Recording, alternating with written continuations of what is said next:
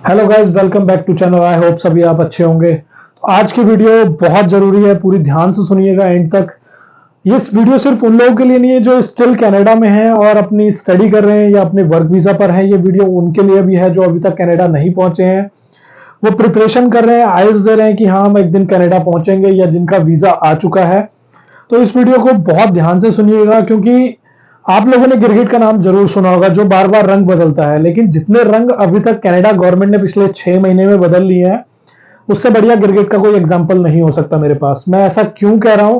क्योंकि एक टाइम ऐसा था जब कनाडा की गवर्नमेंट ने बहुत सारे इमिग्रेंट्स एक साथ बुला लिए थे सन लाइक आफ्टर कोविड, और उसके कॉन्सिक्वेंसेस अब देखने को मिल रहे हैं। और उसकी वजह से गवर्नमेंट पे जो इतना प्रेशर है, प्रेशर चाहे उसकी वजह से कह लीजिए जो कैनेडियंस गवर्नमेंट पर बना रहे हैं, या आने वाले इलेक्शंस की वजह से जो गवर्नमेंट अंडर प्रेशर चल रही है।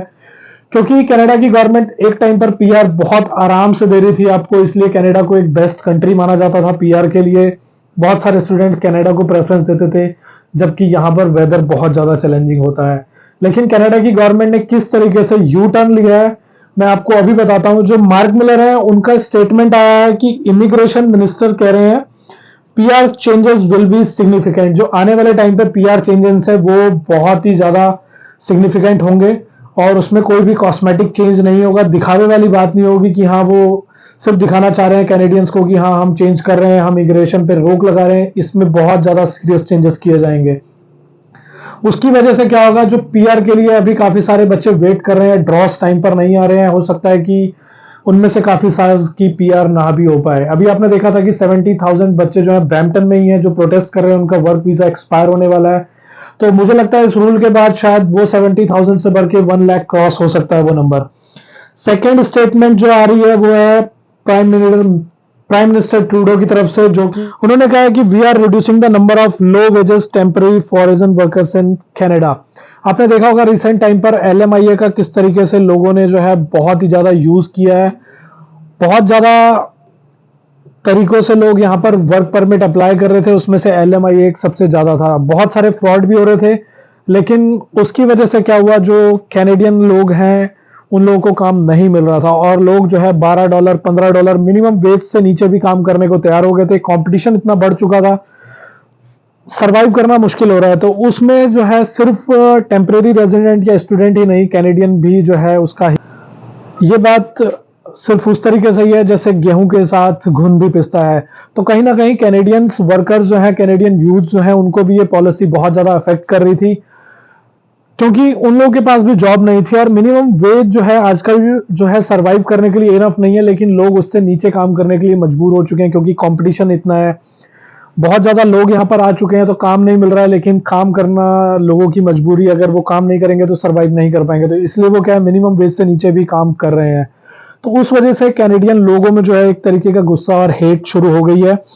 अगर आप इन दोनों न्यूज को डिटेल में देखेंगे तो प्राइम मिनिस्टर सीधा सीधा अपने मिनिस्टर्स को कहते हुए दिख रहे हैं कि अब हमें जो है चेंजेस जो है बहुत ही स्ट्रिक्टली लेने होंगे कैनेडियंस को सोचते हुए। ये शायद इसलिए भी हो सकता है कि कहीं ना कहीं ट्रूडो को भी पता है कि अब जो 2025 में इलेक्शन आ रहे हैं उसमें कहीं ना कहीं उसकी गवर्नमेंट को खतरा है। तो प्राइम मिनिस्टर और मार्क मिलर जो इमिग्रेशन मिनिस्टर हैं, उनके टाइम टू टाइम या हर महीने हर हफ्ते नए जो बयान आ रहे हैं, ऐसा लगता है कि वो बहुत ज्यादा रश में है, वो बहुत ज्यादा चेंजेस करने वाले हैं। लेकिन जो चेंजेस उन्होंने 2021 में कोविड के बाद किए थे, उनका इफेक्ट अब 2024 में आके दिख रहा है। हो सकता है इन 2024 में किए गए चेंजेस का इफेक्ट हमें 2 से 3 साल बाद दिखे। वो पॉजिटिव भी हो सकता है, वो नेगेटिव भी हो सकता है, वो कहना अभी जल्दीबाजी होगी। आप लोग क्या कमेंट रखते हैं इस बारे में? आप लोग यहाँ पे डिटेल्स कमेंट में डाल सकते हैं, या आपके क्या पॉइंट ऑफ व्यू है। लेकिन मैं इतना जरूर कहूंगा, यहाँ पर जो कंपटीशन है वो इंडिया से भी ज्यादा हो चुका है। आप 25 से 30 लाख लगाकर आ रहे हैं, और उसके बाद आप सोच रहे हैं कि यहाँ पे जॉब लेंगे, अपनी लाइफ सेटल करेंगे, तो ऐसा आज के टाइम पे होता हुआ बहुत कम दिख रहा है। जॉब सिर्फ लेबर जॉब मार्केट की बात नहीं है, यहाँ पे स्किल जॉब जो यहाँ पर बोला जा रहा है कि स्किल वर्कर्स की कमी है, उन लोगों को भी प्रॉपर जॉब नहीं मिल रही है, जो कि रियलिटी है। बहुत सारे एग्जाम्पल मेरे पास है, मैं आपको मिलवा सकता हूँ, राइट। बहुत सारे लोग जो है मिनिमम वेज से भी कम पे काम कर रहे हैं, उनका एक्सप्लॉयटेशन हो रहा है। गवर्नमेंट को कहीं ना कहीं ये पता था कि एलएमआईए का जो है मिसयूज हो रहा है, लेकिन वो कुछ नहीं कर रही थी। उन लोगों को भी बहुत सारे फंड आते हैं, और अब जाके जब उन पे प्रेशर बना है तो वो कम कर रही है, इस चीज को बहुत बारीकली से ध्यान रख रही है।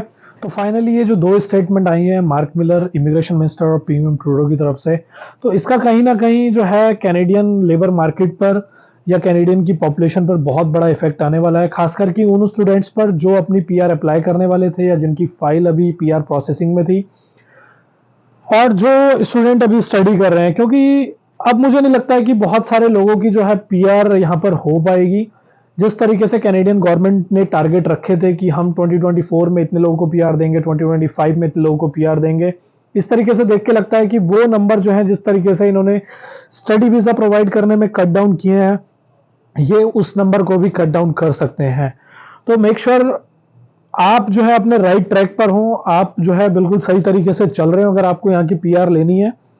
और जो दूसरा था यहाँ पर LMIA का, उसमें जो है अब अगर आप मिनिमम वेज वर्कर्स की बात करें जो $26 से कम पे काम करके LMIA ले लेते थे, अब वो नहीं मिलने वाली है। क्योंकि ऐसा यहाँ पर होता है, जिस स्टूडेंट की पीआर नहीं हो रही है तो वो क्या करता था, वो एक LMIA ले लेता था 15,000, 20,000, 25,000, $30,000 खर्च करके।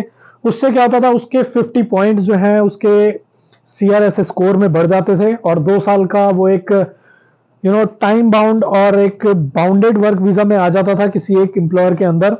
तो वो अपनी पीआर को उसके बाद फाइल करता था।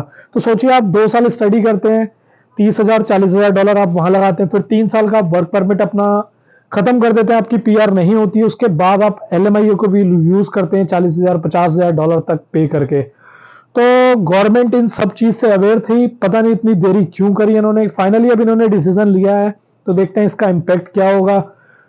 मैं भी 1 साल का कोर्स लेके आया था, पोस्ट ग्रेजुएशन में आया था, 1 साल का ही मेरे पास वर्क परमिट है। मेरी पीआर होगी नहीं होगी ये ऊपर वाला जानता है। आप लोग अगर कनाडा आ रहे हैं तो मेक श्योर यार बहुत सही तरीके से अपने पैसों का इस्तेमाल करें।